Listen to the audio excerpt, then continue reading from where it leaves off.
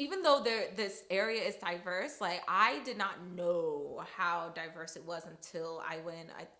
There was a dinner, I think around Christmas time. When we got there, it was like so many children, so many people who look different and have different like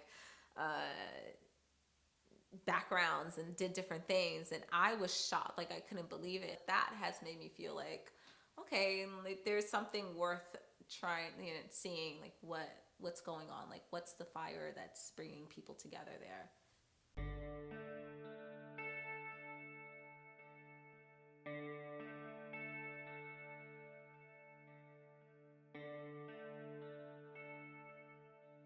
Well, this was like 1963 when we moved over here.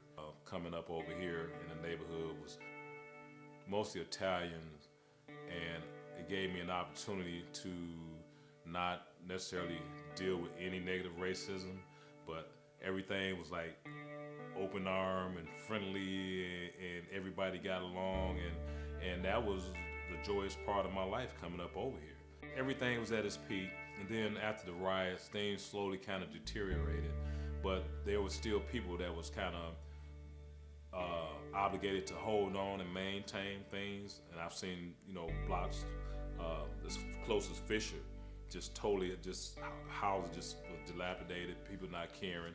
Growing up in this neighborhood was rough. You fought every day. There were certain areas you could not go to. A lot of violence, drugs. There were no one in the neighborhood trying to teach you anything. You went out about your business, and hear no evil, see no evil, speak no evil type of thing. No one talked about God. Nobody talked about anything positive. Being in this neighborhood, you've seen white people. They were either protective services taking your kids, or they're coming to buy drugs.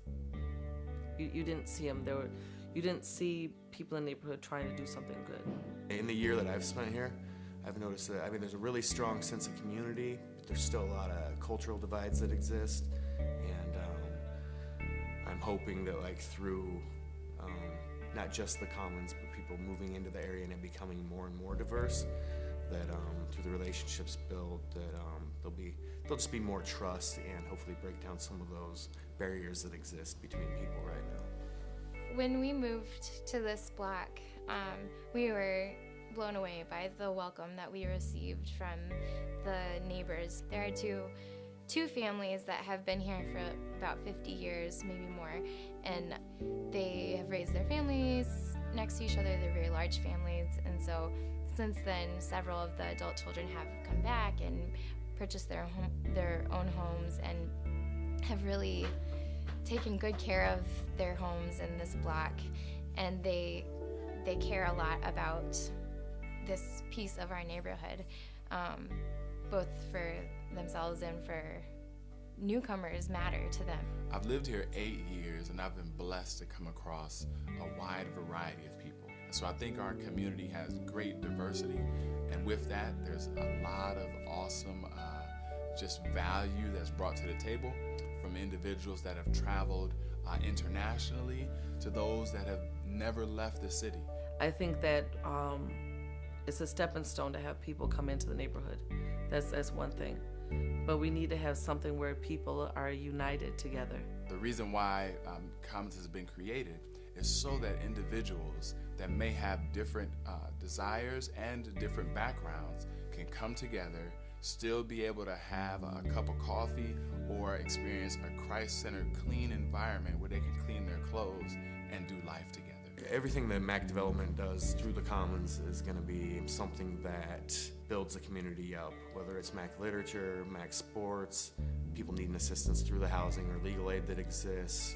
It's going to be either knowledge that they need or something that'll build the community in the future. And then even the coffee shop itself, as we open up the coffee shop, people coming in to do laundry, it's going to provide a block of time that you may be normally not interacting with somebody else, but you'll be here drinking a cup of coffee, doing the same thing, and give an opportunity to build relationships in a safe environment that may not exist outside of the Commons. It's great for bringing the community together in a positive way, because you have I see people hanging out in front of liquor stores around here, and if there's no other place over there, that's a great excellent way to bring families together. MACC Avenue Community Church in the center and all the different things that they bring it back into the neighborhood has made a difference. And it has allowed these kids to learn something other than all this negative stuff, in the street. The next 5 to 10 years looks amazing. I mean, our true hope is not simply that you would see momentum build as it relates to home ownership, as it relates to renters that are caring for properties that they're renting from, not even just simply the transformation that's going to happen on MACC Ave in the corridor with businesses coming into the area and MACC Commons thriving. Some of our greatest hopes is that the day-to-day experience of life in our neighborhood, that health would increase as a result of the people of God, as a result of MACC development being present. And if this neighborhood can do that, then what about the rest of the neighborhoods? Maybe they're worth something too. So I think this is the first community among many communities that we might be able to touch. This being one of the worst in Detroit, but yeah, from here there's no telling where it could go.